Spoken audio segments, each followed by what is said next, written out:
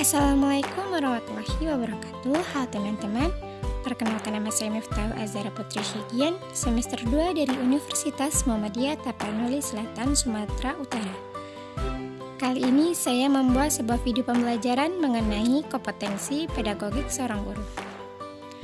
Sebelum kita lanjut membahas ke kompetensi pedagogik seorang guru, alangkah baiknya di sini kita memahami apa sih itu kompetensi. Baiklah, di sini kita akan melihat pengertian dari kompetensi. Apa sih itu kompetensi? Menurut Kamus Umum Bahasa Indonesia, kompetensi berarti kewenangan, kekuasaan untuk menentukan atau memutuskan sesuatu hal. Pengertian dasar kompetensi ini kemampuan atau kecakapan.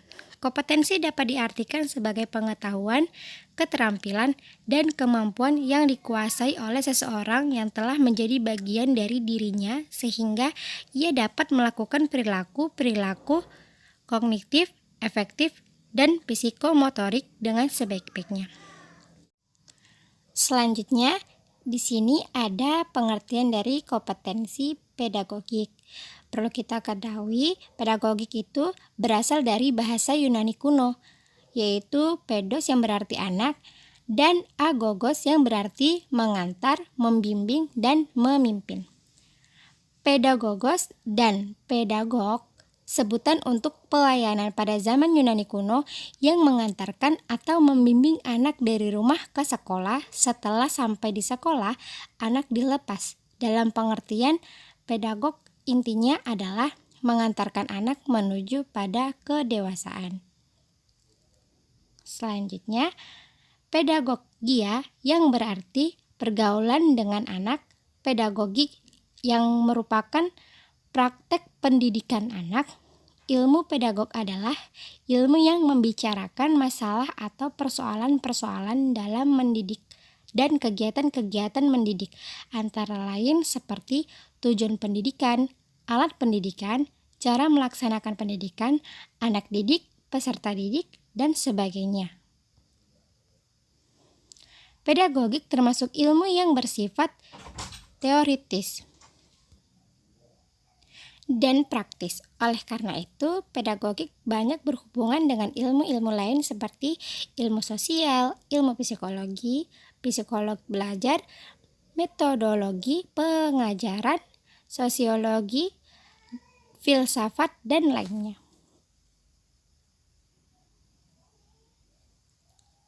Selanjutnya, kompetensi pedagogik. Kompetensi khas yang akan membedakan guru dengan profesi lainnya dan akan menentukan tingkat keberhasilan proses dan hasil pembelajaran peserta didiknya. Selanjutnya, untuk peraturan pemerintah tentang guru nomor 19 tahun 2005 tentang standar pendidikan nasional pasal 28 ayat 3 tentang kompetensi pedagogik guru, yaitu 1. Pemahaman wawasan atau landasan kependidikan, 2. Pemahaman terhadap peserta didik, 3. Pengembangan kurikulum atau silabus, 4. Perencanaan pembelajaran, 5. Pelaksanaan pembelajaran yang mendidik dan dialogis, 6. Pemanfaatan teknologi pembelajaran, 7. Evaluasi hasil belajar, dan yang terakhir yaitu pengembangan peserta didik untuk mengaktualisasikan berbagai potensi yang dimilikinya. Untuk selanjutnya, kompetensi pedagogik itu meliputi kompetensi penyusunan rencana pembelajaran, kompetensi melaksanakan proses belajar mengajar, kompetensi penilaian belajar peserta didik. Untuk selanjutnya ada beberapa penyusun untuk sebuah pembelajaran. Di antaranya yaitu perencanaan, mendeskripsikan tujuan, memilih materi, mengorganisir materi, menentukan mode atau strategi, sumber belajar, media alat peraga, menyusun perangkat penilaian, menentukan teknik penilaian, dan melokasikan waktu. Melaksanakan proses belajar mengajar.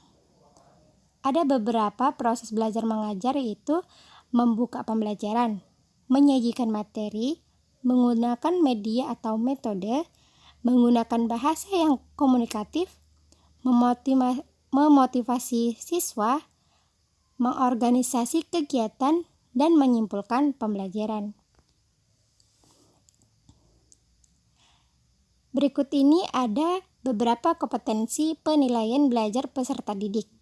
Untuk penilaiannya itu, yang pertama, memilih soal tingkat kesukaran, memilih soal berdasarkan tingkat pembeda, memperbaiki soal, memeriksa jawaban, mengklarifikasi hasil-hasil penilaian, mengolah dan menganalisis hasil penilaian, membuat interpretasi kecenderungan hasil penilaian, menentukan korelasi soal berdasarkan hasil penilaian, mengidentifikasi tingkat variasi hasil penilaian, dan yang terakhir yaitu menyimpulkan dari hasil penilaian.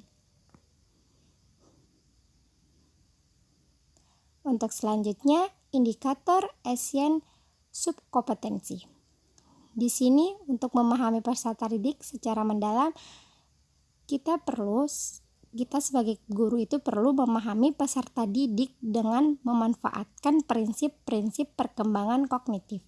Yang kedua, guru perlu memahami peserta didik dengan memanfaatkan prinsip-prinsip kepribadian. Dan yang terakhir, mengidentifikasi bekal ajar awal peserta didik.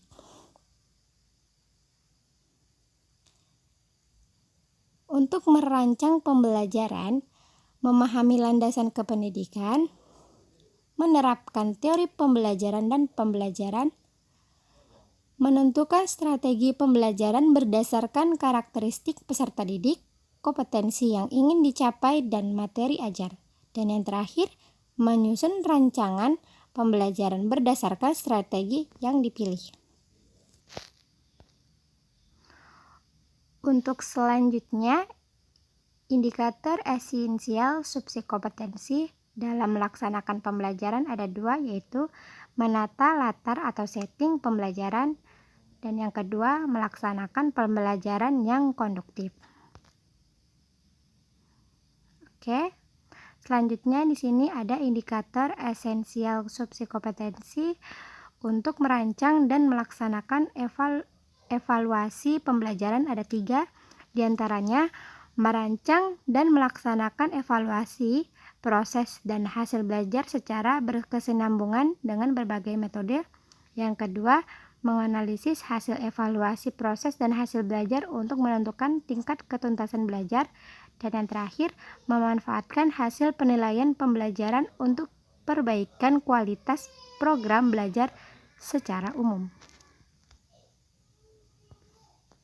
Selanjutnya, indikator esensial subkompetensi untuk mengembangkan peserta didik mengaktualisasikan berbagai potensinya.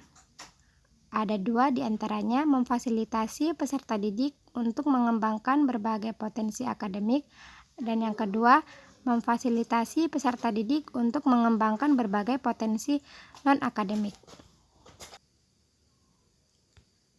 Baiklah, mungkin ini saja yang dapat saya sampaikan kepada teman-teman sekalian mengenai materi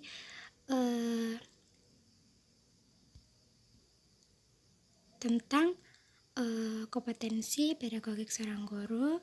Jadilah seorang guru yang profesional. Terima kasih, sampai jumpa.